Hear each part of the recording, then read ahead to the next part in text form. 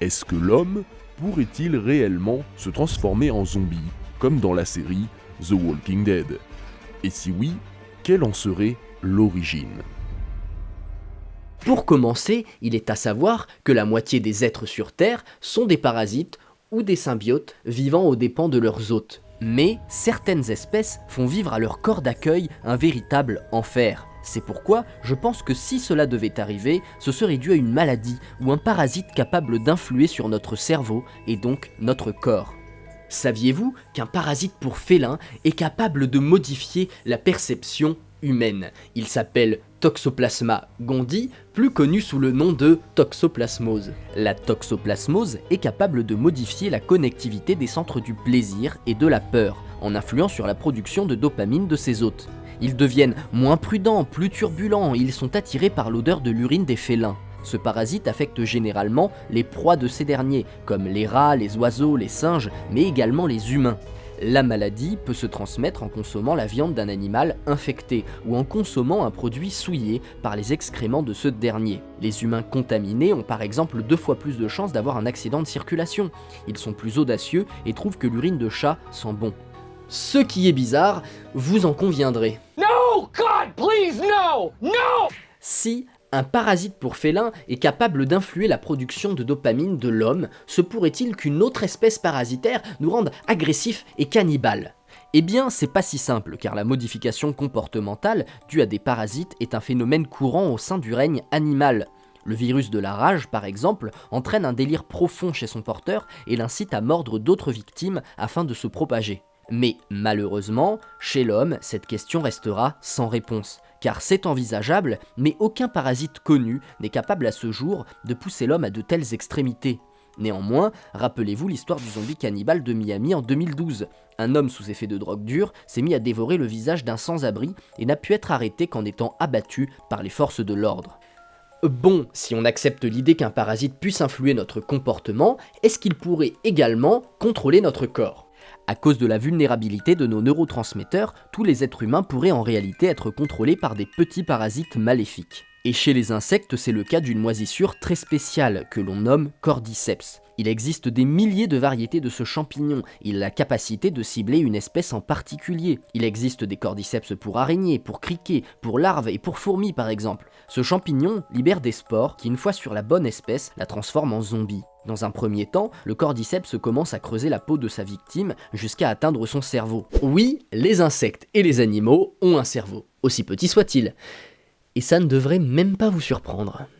Dans un premier temps, disais-je, le cordyceps commence à creuser la peau de sa victime jusqu'à atteindre son cerveau. C'est alors que le malheureux commence à se comporter de façon étrange, dédaignant ses occupations habituelles. À partir de ce moment, le champignon va peu à peu prendre le contrôle de son corps, jusqu'à pouvoir le faire grimper à environ 25 cm du sol, pour qu'il s'accroche à la végétation ambiante en s'orientant toujours vers le nord, ce qui assure une température et une humidité optimale pour le parfait développement du champignon parasite. Après quoi, l'insecte meurt au bout de 6 heures d'agonie solidement ancrée sur la feuille ou la tige qu'il a trouvée. Pendant les 3 prochaines semaines, le champignon évolue dans l'insecte mort, développant de magnifiques et macabres excroissances qui dissémineront à leur tour une armée de spores mortelles.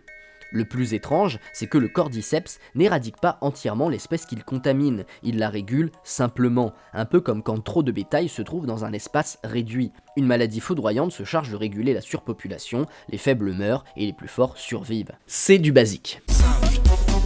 Bon, maintenant revenons sur les bases de la série, pour établir un lien avec nos découvertes. Il est dit dans The Walking Dead que quand les gens meurent, une étrange activité cérébrale les réanime plus ou moins longtemps après le dit décès. Les walkers, comme ils sont appelés dans la série, n'ont plus de conscience, et une fois revenus à la vie, ils sont agressifs. Ils ont un physique sépulcral, en constante décomposition. Ils ne parlent plus, ne ressentent plus la douleur, ils réagissent au bruit, et leur unique objectif est de dévorer machinalement tout être vivant, animaux comme humains. Par contre, j'ai une question qui me trotte dans la tête. Une morsure de zombie peut propager le virus, c'est ça. Mais si on part du principe que tout le monde est déjà contaminé, en quoi une morsure de zombie est-elle si dangereuse ? En réalité, c'est très simple, elle provoque la mort des victimes par septicémie, comme n'importe quelle infection foudroyante le ferait d'ailleurs, parce qu'un corps mort est un nid à bactéries dû à la putréfaction de ce dernier, et comme les zombies mordent les gens, cela provoque une infection du sang chez les victimes, et ce genre d'infection mal soignée provoque la mort. De plus, les symptômes de la septicémie sont les mêmes qu'une morsure de Walker dans la série, fièvre, douleur, forte faiblesse et possible hallucination.